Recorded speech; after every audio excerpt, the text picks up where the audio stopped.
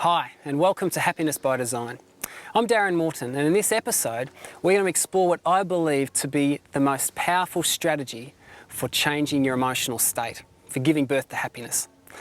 See, I believe that there is a law that reigns supreme in terms of our emotions, and that is you reap what you sow. From my own experience and from the testimony of literally hundreds of people that I've spoken to, it seems that our emotional exchanges are returned to us. If we purposefully and intentionally set about trying to drag others down, then we go with them. And if we purposefully and intentionally set about trying to build others up and lift them, then we go with them also. Now, I don't know that my three guests today had given a lot of thought to this law of reaping and sowing before they embarked upon their adventures, but I'm sure that they can attest to the reality of it now. Joining me today is three guests. First of all, Jason Hinz. Yeah, it sounds like we're going to have some fun here, Darren. Yeah, Thanks for inviting me. Thank you. Jason, you're a lecturer at Avondale College? Yeah, I'm presently teaching at Avondale College in teacher education. Excellent. And beside you have Ashley Pens. Thanks for having me. And Ashley, you're a education student at Avondale College. Third year primary teacher. So do you actually get the joy of listening to Jason in your class? I do actually. No, well. Lucky Ashley. Lucky her. And then we have Todd Gilligan. Thanks for joining us, Yeah, Todd. great to be here. Now, you guys have all been involved in some very exciting ventures, and perhaps I'll start with you, Jason, then we'll talk about the respective things that you're involved with. But first of all, Jason, so your background, tell me a little bit about that. I started off initially as a physical education teacher, so pretty much just playing games and sport with high school students. That sounds like a good place to be. A lot of fun. Now, it was actually whilst you were teaching that you felt impressed, you felt called to do something a little bit different? I'd been teaching for about 5 years, and I actually went to a camp meeting, a Christian camp meeting, and I spoke with someone that had actually done some service. And he was telling me about all the adventures. It was probably the adventures that caught my eye the most. And there was just like a fire just started to burn inside me. It sounded exciting, it sounded like a lot of fun, and I just couldn't get rid of that fire, really. Right, okay. And I mentioned to him, he ever heard of any opportunities that came up to let me know, because he was working for ADRA at the time, Adventist Development and Relief Agency. Right. And yeah, within about 2 months, he gave me a call and said something that had come up, and it was just perfect for me. Right. It was to actually teach disadvantaged kids in the jungle adventure-type camping. So right. It was obvious it was meant for me. I still had that fire. Yeah. So yeah, I had to say yes. So at this point in time, you're teaching in the heart of Sydney, wasn't it? That's right. So it's not exactly the wilderness, is it? Not at all. And then all of a sudden, so you've been given this opportunity to go to Cambodia. That's right. The jungles of Cambodia to actually work and develop adventure therapies. So how quickly did that come to pass? I was very nervous at first. I'd go to bed, as I said before, excited, and when I was making the decision. And then this was about November. And then I'd wake up in the morning just feeling like, I can't do this. This is beyond what I can do. And that went on for about a month. And it wasn't until I actually went into my boss and said, I'm resigning, and told him what I was doing. And from that moment on, I just had this peace. Yeah. And for the rest of that was November. Then I left in January and went to Cambodia. And that peace never left me for the remaining 12 months. So you spent 12 months in Cambodia. Yeah. So what were you involved with? What was the So task? it was a program set up to help young people. And village people. And what the idea was to build resilience and to build critical thinking and problem-solving ability in the community. Right. So we actually ran all different activities in the jungle. So we did abseiling and all different problem-solving activities and camps and wilderness sort of skills. And we'd usually take a group for about 5 days at a time. Right. And from that experience, we would be able to bond with them and then be able to teach them skills that would hopefully help them in their life from that point onwards. Excellent. So now why Cambodia? What was the purpose of targeting that particular site? That was a community. It was actually in the state of Preva here, which is one of the poorest areas. And for anyone who knows anything about Cambodia history, that was the last stronghold of the Khmer Rouge. Right. So there was a lot of needy people there and a lot of low education areas. So that's why they chose that as a target area. Right. Okay. I imagine you've got loads of stories you could share about your time there. Any standouts? I mean, what sort of What did you take away in terms of your memories of events that may have transpired there? There were so many stories, and I find myself telling them all the time. Like, it was 1 year, but it feels like about 10 years in my life, just the amount of experiences that I was able to have. I guess a feeling is what I remember the most, a feeling of just living in the moment. I remember waking up at maybe 2 in the morning with this sort of panic set in, and normally in life you have a panic of you want time to go quicker, whereas my panic was, how many months have I got left here? And I remember counting them out, distinctly remember going, okay, I've got 5 months, and then there was sort of a relief, 5 months, that's a lot. So really? I was just really savouring the moment. Yeah, I just loved every minute of it, and I've never felt a response to anything I've done that's been so much filled my heart, I guess. Yeah, than that experience. So I imagine it's in the jungle. I mean, that sounds sort of a bit Tarzanish almost. What's where were you living? Where were you living? I was living in a wooden shack would probably be the best way to describe it. It had no walls. It had a thatched roof. The community could look at me whenever they wanted, and that was quite often. So I felt like I was entertaining them at all times. Well, it's nice to be popular somewhere. That is true. It's the one time in my life I can say that. But yeah, real primitive. No running water. I just showered out of a tub of water at the base of my steps. Beautiful scenery overlooking rice paddocks, mountains.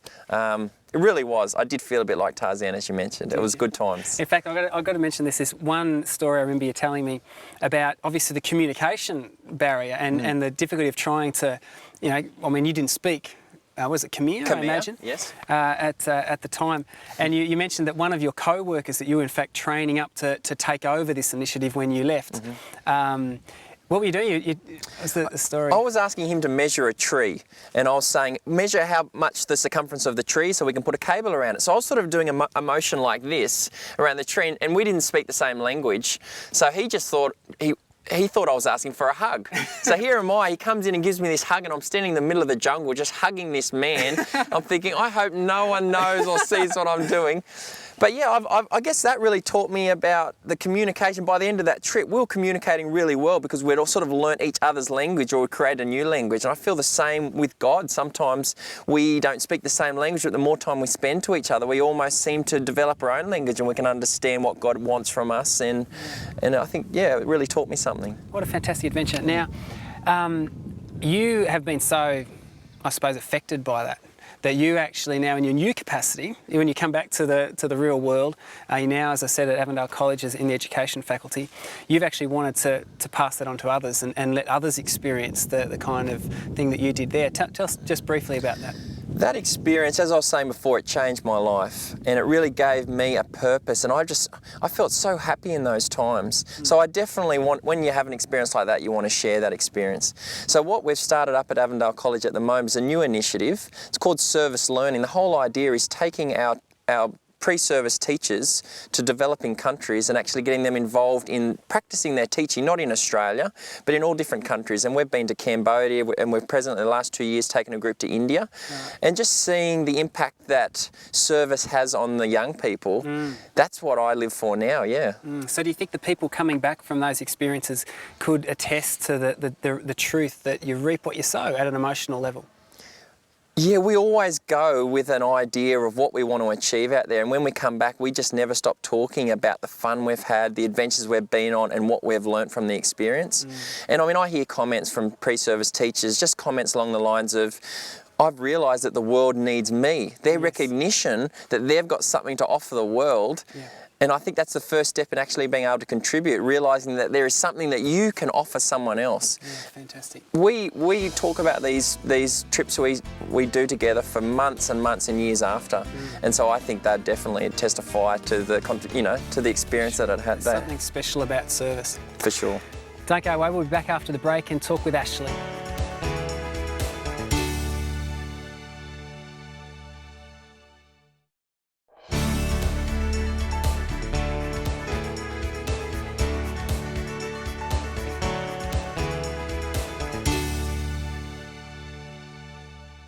Welcome back to Happiness by Design. I'm talking with my guests about the fact that our emotional exchanges are returned to us. You reap what you sow at an emotional level. And that is why service activities, where you go out and you purposefully and intentionally try and lift others up, how that comes back to us. We get that kickback. Ashley, you've been involved in a number of what I think you call them Stormco projects. Yep, that's right. Tell us a little bit about Stormco. Stormco was, pretty sure it was founded by a Queensland school chaplain who kind of wanted his school to basically live out their faith in service around his community, and didn't work around his community, so he took it out further out in Australia, sort of rural areas in Australia. Okay, and so this is a group thing then? It's not an individual Yep. type activity? We heard from Jason before, who on his own went to Cambodia out in the jungle there. Yep. So this occurs as a group. How does the group come together? What's the... Really depends. Sometimes it's at schools, and the schools usually take kids from up to grade 9 up to year 12, and there's a range of ages there. Or at college, there's quite a few different people who just sign up and get picked to go on a certain Stormco. Right, I'll tell you what, you say that this often occurs in the school context. I mean, this is, to me, I get quite excited about the concept of, starting our kids early on this notion of, hey, contributing, serving is foundational to, and letting them, I suppose, firsthand experience the benefits of it at a young age is just such a positive thing. Yeah. So, tell me, now you're at college, you're at Avondale College, you're a student there, you coordinate some of the, or have coordinated some of the Stormco projects leading from Avondale. Yeah. So this is obviously university type age students. Yeah. This one. Ranges from ages, I think, from 18 through to 26, 30. Right, okay, so tell me, when was your last trip? Oh, how many trips have you been on? Including the school ones, around about 7 or 8. Right, okay. And last trip we went on was out at Moree, about which is 2 months ago. West New South Wales. Yeah, that's right. In Australia. So it was in July. And so who comes up with the idea of Moree? I mean, do you get a map out and sort of close your eyes and we're going to go there kind of thing? Moree was actually the original one where they first started to go out, and they did that one. Right. And in previous years, college students have actually gone to Moree as well. So we've sort of just chosen that one to go back to. Right. So, yeah. Okay, and so how long do you go for? It's usually about 10 days, so from Sunday through to Sunday. And this is a holiday period? Yeah, it's usually the first week of the school holidays. Right, okay. So you're giving up your holidays to go and do these service activities. Yeah, that's right. My wife has actually been very involved in Stormco trips. She was a teacher, and one year I got conned into going on one of these trips, and it was funny at the time. I was doing my PhD at the time. I was trying to build a house. And I remember they needed a bus driver and they couldn't find one, and I had my bus licence, and my wife started twisting my arm about coming out on one of these trips for a week. Yeah. And I was thinking to myself, a week of community service? Like, I haven't even committed a crime, and you want me to give up a week of productivity, if you like, to do this. And I can attest that it was just a fantastic experience. So tell us about what some of the activities that go on on a Stormco trip. Usually we do community service in the afternoon, so in the mornings we'll get up at about 9 o'clock and we'll have a kids club set at the PCYC or at a hall or something, and it's just a few hours of spending time with the kids, having a program for them, sort of singing songs and doing activities and games and crafts, and just getting them really involved with their own community and their own kids in the community. And then in the afternoon, after lunch, we usually do various things from cleaning up rubbish at a cemetery or painting a wall. We've done that before behind a shopping centre. Going and singing to the old people in the nursing homes. I'm alright. You're alright. Anyway. Okay. Okay, go. Yeah. So it's basically anything. Yeah. Whatever the community wants us to do, we're open for anything. Do you have any standout memories of? I mean, I'm sure there's many. There's many. There's so many, and I guess this past year when we went, we had we built a lot more community within for us, sort of relationship. From us as a team of Stormco people coming out with the Aboriginal elders of Moree. Oh, fantastic. And that was a big step for us. They came and they were actually where we were staying, talking to us and just sharing with us. And they had such a big impact on each individual that went on that trip, that they brought in different community services that we did, and they suggested things we could do. They gave us contacts. It was just amazing to have that connection with such a sort of close-knit sort of community within the community. So that was amazing. Yeah, I recall from the trips that I went on too with wife, there's just such a fantastic community bond that's created, and it's just so win-win, isn't it? Yeah. You know, and I suppose, you know, I asked that question, what do you get out of going on something like this, and what do, you know, the other students that you've coordinated to go on a trip like this, what do they sort of indicate they benefit from it? You know, they're giving up a week of their time. Yeah. What do they say? The biggest thing I think is they get completely humbled. They realise that this world isn't for them. It's not about them. It is really about service to others, and there's such a need in Australia, sort of let alone in your own community, that we go out, and I think a lot of people who go on it develop a passion for it and then become junkies towards it and just want to come back every single year just to do the same thing. A passion for service in certain areas, whether it be community service where they go out and help out in whatever aspect it might be needed, or whether it's with the kids at Kids Club. As far as everyone is concerned, they come, and some people don't enjoy it, but they're there for such a long time that they realise, wow, these kids really, all they need is attention and love. And Yeah, I think the whole model of Stormco and what it's about, you know, and the essence of service is just really powerful, and it's a fantastic concept. So I would encourage you in your endeavours. Great stuff. It's been good hearing from Jace, who goes off to a distant land and sort of does the service thing. We often think we have to do that to make a difference, but bringing it back home to our local community. And after the break, we'll be hearing from Todd, who's even brought his service activities even closer to home. Don't go away.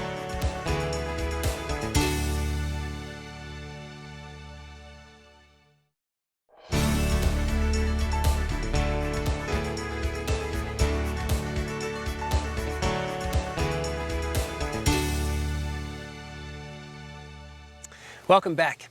Joining me is Todd Gilligan. Welcome, Todd. Nice to be here. Now, Todd, you're involved in a service activity that really excites me, because it's an activity that really is bringing this notion of contribution and making a difference to your home turf. Tell me about it. Yep.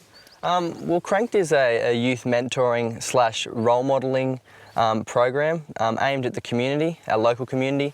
And basically we go out into the community and we find kids that are in need of a program like this, and we basically bring them along to participate. And yeah, it's centred around downhill mountain bike riding. So it's hence Cranked, is it? The Cranked, yeah. So the cranked arm of the bike. Okay. So it's sort of a derivative of that.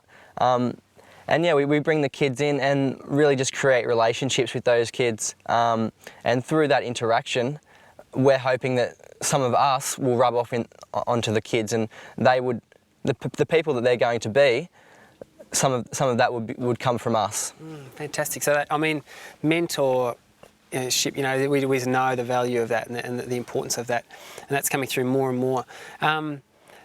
Tell me, with your Cranked, I mean, you're a young guy. I imagine on the weekend or whenever you run these programs, you've got plenty of things you could be doing with your time. What motivates you to get involved in something like this? Well, it's not really a hard thing to do. It's really finding your passion and sharing that with others. So for me and a few others, it's downhill mountain biking. So instead of just going out by ourselves and hogging all the fun, I suppose, we've thought, well, let's find some kids who'd enjoy this. Let's invite them along. Let's create a relationship, and let's help them develop into adults. That's fantastic, mate. So I mean, who's part of your team? Who's part of Cranked? Who's the mentors? Who puts their hands up for that? Okay, well, I suppose it started with just a group of us who were downhill mountain bike riding. And then as the program's developed, we've found more and more people that are committed and dedicated to the cause, and they really think that it's a worthy cause, you know, getting out there in the community and helping people to become adults and develop in as healthy, happy, responsible adults. They just see that as a really good cause and something that they identify with. So most of the mentors are around your age? Yeah, well, I'm probably one of the older ones in the program. I'm 23. Wow, a ripe old age of 23. I almost remember those days. Yeah, so we've got like guys just coming out of school, 19, 20, and that sort of thing. But we're all fairly young and really committed to just hanging out with these kids and Kids just are making a helping them, to develop. So where do the kids come from? I mean, how do you identify a kid to mentor? Yeah, well, originally we approached some local high schools and primary schools just to ask them what the best way to go about it was, and we found some kids in those schools. And now we've been working with just the local community centres to work with them more closely to really target the kids that need this program the most. And I imagine, like I say, I really get excited about this idea of people looking about their own backyard and saying, mate, what difference can I make here? And particularly, what are my signature strengths? Because I have a belief, and there's actually a quote in the message where it says, strength is for service, not status. Yep. And I have a firm belief that when we can identify our signature strengths, our greatest talents, and put them for contribution and put them towards the cause of service, that we get the most from it. And so I'm delighted when I hear, so we heard it from Ashley before, who's in teacher training, going out and running kids clubs. That's a thing. And when we hear from you, who have an interest in mountain bike riding, knowing that there's young kids that are going to have that same interest, sharing that, and being involved in that. There's one of my favourite quotes is, make a careful exploration of who you are and the work you've been given, and doing that. So I really commend you on that. Do you have any kids that are just great stories, like that you look at now and you can see the difference you're making? Yeah, well, a lot of the kids we use the word disenfranchised. Nothing really interests them. They're not excited about life. They've got nothing to look forward to. It's just, they get up in the morning and watch TV, and it's just, life's just, nothing's really. So Cranked gives them something to look forward to. And they come along to Cranked a few times, and they really start to, their eyes just light up, and their horizons open up, and they really think, this world's a big place full of opportunity, full of fun, full of adventure. Life's a good thing. And we take them downhill mountain bike riding, but we go wakeboarding sometimes, and forward driving and sandboarding, and we went on a hike recently, and it just opens their horizons up, and all of a sudden they start to develop a direction in their life. So one of the kids who come along mountain bike riding hadn't really done it much, didn't really have the opportunity to do it, but now he's getting into downhill mountain bike racing and four-cross and this sort of thing, and he's getting new bikes and getting better, and he was just sort of a kid that would sort of sit at home and play video games all day. And now I sent him the other day, he's running down the street. I'm like, mate, what are you doing? He's like, I'm getting fit. I'm in four-cross. I've got to get fit. I'm like, okay, cool. Yeah, that's a transformation, isn't it? So, yeah. In fact, I remember you telling me one time you had this big smile on your face, and you were pushing some very nice-looking machine, actually, and you said that you'd arranged sponsorship, was it, or someone had actually come on board and they'd been so excited about what you were doing, they'd given you some deal on sourcing bikes for these kids?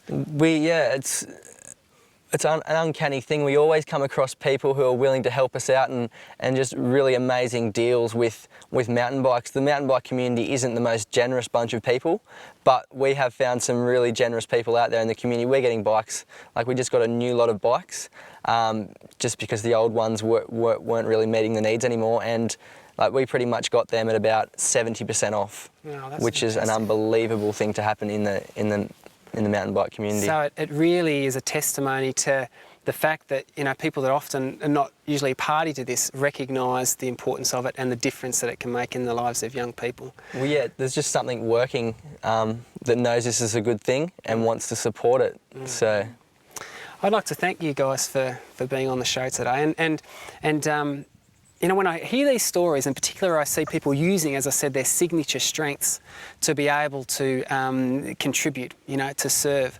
It just, it does, it makes my heart sing. So I encourage you to keep up that good work. I have a belief that not only are emotional exchanges of reaping and sowing returned to us, but that at an emotional level is returned to us in this lifetime. You know what, it's possible to rob other people of their money and die with lots of money.